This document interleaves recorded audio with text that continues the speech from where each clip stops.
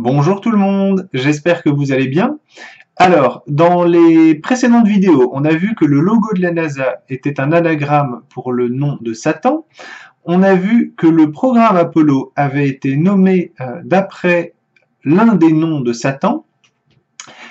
On a vu également que l'équipe Apollo 1, qui avait remis en cause les équipements, le matériel de la NASA, qui doutait des capacités de la NASA à aller sur la Lune, avait péri lors d'un accident accidentel selon la NASA.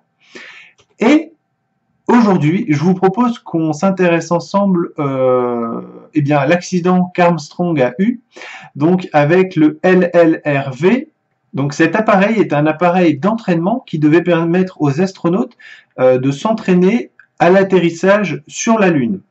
Alors, pour indication, en fait, le gros moteur qu'il y a situé au milieu de l'appareil, ce n'est pas un moteur qui allait être présent dans la version finale, c'était simplement pour retirer une partie du poids de l'engin pour que les astronautes puissent s'entraîner presque en conditions réelles. Pour que les astronautes, encore une fois, puissent s'entraîner dans des conditions proches de la gravité qu'il doit exister sur la Lune.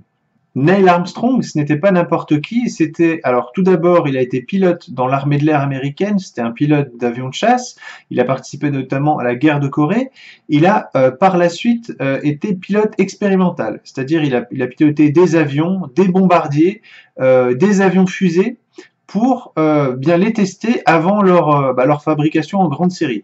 Donc c'était quelqu'un qui était habitué à piloter des appareils nouveaux, et en avance sur leur temps que les autres pilotes ne savaient pas encore piloter.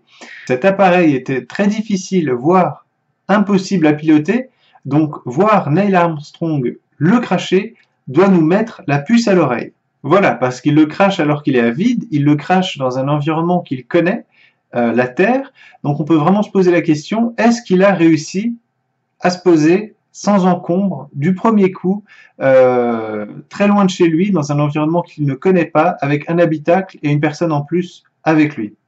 Je vous laisse vous faire votre propre avis et je vous laisse avec la vidéo. Très bonne soirée à vous.